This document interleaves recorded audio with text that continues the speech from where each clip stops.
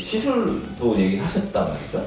뭐 정답을 말씀드리면은 하시는 게 맞고 하시면 빨리 낫습니다. 어떤 시술을 좀 하는 게 크게 세 가지를 이제 하고 있는데요. 네, 안녕하세요. 너의 피부과 루미나의 대표원장 김태윤입니다.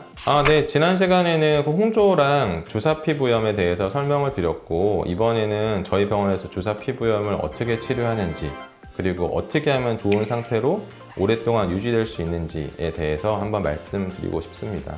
치료법 세 가지는 큰 축이, 하나는 약물 치료, 두 번째는 피부과 시술, 세 번째는 건강한 생활습관 교정입니다. 이 세 가지가 유기적으로 같이 동반돼야지만 주사 피부염을 잘 치료할 수 있고, 그리고 오랫동안 좋은 상태를 유지할 수 있다고 지난 시간에 설명드렸습니다.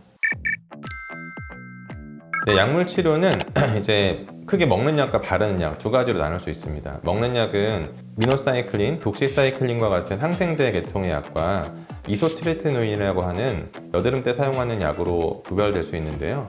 주사의 패턴이나 아니면 환자의 피부 상태에 따라 그 약들을 서로 이제 번갈아 가면서 사용하거나 아니면 순차적으로 사용하기 때문에 그거는 선생님하고의 상담이 필요하고요. 저는 이제 바르는 약 중에 가장 좋은 치료로 생각하는 게 수란트라라고 하는 이버맥틴 계통의 약을 가장 좋다고 생각하고, 그리고 엘리델이나 프로토픽과 같은 비스테로이드성 염증 가라앉히는 약들이 저는 좋다고 생각을 합니다. 적응하는 시간을 거치고 나면 굉장히 효과적으로 안정적으로 사용할 수 있는 약제이고요.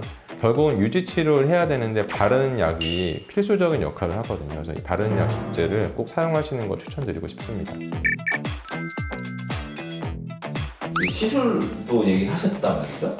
뭐 정답을 말씀드리면은 하시는 게 맞고 하시면 빨리 낫습니다. 실제로 주사 환자 80% 이상이 나는 민감성 피부예요 라고 이렇게 호소하는 그런 연구 결과도 있거든요. 피부의 염증 반응, 민감도를 줄이기 위해서 사용을 하는 거고, 적절한 강도, 적절한 빈도, 적절한 에너지, 적절한 치료 기기의 선택을 통해서 피부를 안정적으로 만드는 게 피부과 시술의 핵심이다 라고 보시면 될 것 같습니다. 그래서 좀 어떤 시술을 좀 하는 게 크게 세 가지를 이제 하고 있는데요. 첫 번째는 V빔, 아니면 BBL, 아니면 E+와 같은 어떤 빛을 이용한 형태의 치료. 두 번째는 E+, 아까 말씀드린 E+나 아니면은 뭐였지? 다시 할까요, 여기는? 네. 두 번째는 포텐자나 E+, 오프스와 같은 고주파를 이용한 치료. 이 두 가지를 메인으로 해서 거기에다가 히알루론산, 리쥬란, 아니면 보톡스, 아니면 뭐 주베르과 같은 어떤 스킨 부스터들을 같이 동시에 시술함으로써 피부를 좀 안정화시키고 피부의 염증 반응을 가라앉히고 한번 치료한 것들이 오래 유지될 수 있다는 그런 장점이 있기 때문에 적극적인 피부과 시술을 추천드리고, 피부과 시술을 꺼려 하시는 경우 중에 어떤 게 있냐면 뭐 언제까지 그리고 몇 번이나 해야 되냐 뭐 이런 말씀 많이 하시고, 저도 충분히 이해는 하거든요. 이게 뭐 보험이 되는 질환이 아니기 때문에. 근데 심할 땐 열심히 해야 돼요. 하지 말란 것만 안 하고 해도 잘 유지될 수 있으니까 초반에 열심히 하시고 그 이후엔 유지한다, 이런 개념을 가지시면 좋을 것 같습니다. 주사를 악화시킬 수 있는 거를 최대한 피하는 거예요. 피부 기능의학에서는 그런 어떤 최대한 피하는 거를 크게 5가지 카테고리로 나눠서 얘기를 하고 있거든요. 첫 번째는 음식이고요.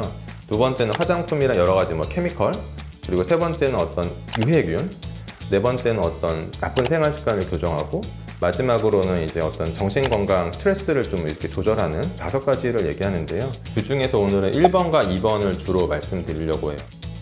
우선 음식과 관련해서는 누구나 다 주사의 악화 요인이다 라고 생각하는 술, 히스타민이 많이 들어간 음식, 아니면 맵고 뜨거운 음식, 이제 MSG나 아니면 어떤 식품 첨가물이 많이 들어간 어떤 가공식품들, 그런 것들, 그리고 튀긴 음식, 그런 것들은 안 좋다고 이미 다 생각을 하고 있고, 그거에 대해서는 대부분의 선생님들이 공감을 하실 거예요.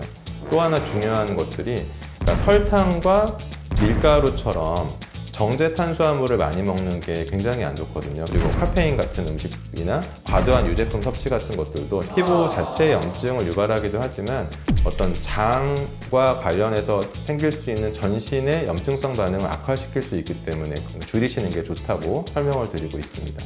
뭐 음식을 안 먹어야 되는 거 아닌가요? 네, 먹을 게 없죠. 그거 저한테 하라고 못 지킬 것 같아요. 두 번째는 이제 화장품과 케미칼인데요. 큰 원칙을 세 가지를 말씀드리면은 세안을 덜 자극적이게 하고 보습제의 종류를 줄이고 색조 화장은 안 하는 게 좋은데 자외선 차단제를 적당한 걸 찾아서 꼭 써야 된다. 이 네 가지를 말씀을 드리긴 하거든요. 근데 우선 세안제부터 말씀을 드리면은 제가 개인적으로 가장 좋다고 생각하는 거는 중성의 거품이 잘 많이 나지 않는 그런 젤 타입의 클렌저가 좋다고 생각을 하고, 좀 이렇게 피부 상태가 굉장히 안 좋거나 아니면은 뭐 내가 색조 화장 거의 안 하는데요? 그런 경우에는 뭐 미온수만으로 세안하는 것도 좋다고 생각합니다. 보습제도 저는 한 가지만 바릅니다. 뭐 피부가 유분기가 많으냐 적으냐에 따라서 뭐 로션 타입이냐 크림 타입이냐를 적절하게 선택해서 쓰시긴 해야겠지만, 저는 개인적으로 한두 가지 이내로 그 사용 제품을 줄이시는 걸 추천을 하긴 하고요. 근데 토너나 기능성 세럼 같은 거는 저는 피하시는 게 좋다고 생각합니다. 왜냐하면 대부분 이제 기능성 세럼 같은 경우에는 레티놀이나 아니면 비타민C 같은 것들이 있는데, 실제로 주사 환자에 있어서는 기본적으로 피부가 민감한 상태이기 때문에 자극적인 걸 줄이시는 게 좋습니다. 세 번째로는 이제 색조 화장은 사실은 안 하는 게 좋은데, 아니 뭐 이 얼굴로 그럼 어떻게 나가라는 말이냐 이렇게 얘기할 수 있긴 하거든요. 되게 괴로운 시간을 빨리 줄이기 위해서는 치료를 적극적으로 하셔야 되고요. 근데 다만 너무 심해서 내가 사회생활이 불가능할 정도고 나는 어쨌건 자외선 차단제는 발라야 되는데 어떤 걸 발라야 되느냐, 되직하지 않은 묽은 제형의 그 물리적인 차단제가 주로 들어있는 선크림을 추천을 드리고요. 만약에 커버가 그래도 좀 필요하다라고 할 때는 약간의 틴트가 들어있는 정도의 제품으로 어느 정도만 커버하시고 치료를 열심히 받으시기를 추천드립니다. 세 번째로 말씀드릴 내용은 이제 유해균과 관련된 내용인데, 헬리코박터 감염이 있으시거나 위산 저하증 같은 게 있는 분들은 진단을 받고 그거와 관련된 치료를 하시는 게 꼭 필요하고요. 건강한 음식을 잘 챙겨 드시는 게 유해균을 줄이는 데 도움이 되고, 마지막으로는 유산균을 본인한테 맞는 걸 잘 찾아가지고 드시는 것도 유해균을 줄이는 데 도움이 될 수 있습니다. 생활습관은 앞서 말씀드린 잘 먹는 거, 잘 자고, 그리고 잘 싸고, 운동을 적절하게 하고 하는 그런 것들로 요약할 수 있는데요. 따로 찍어야지 될 것 같습니다. 네.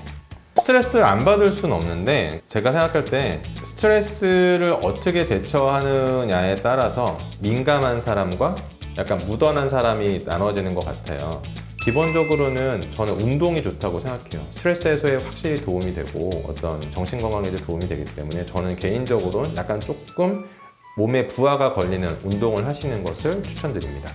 오늘은 홍조와 주사 피부염에 대해서 알아봤는데요.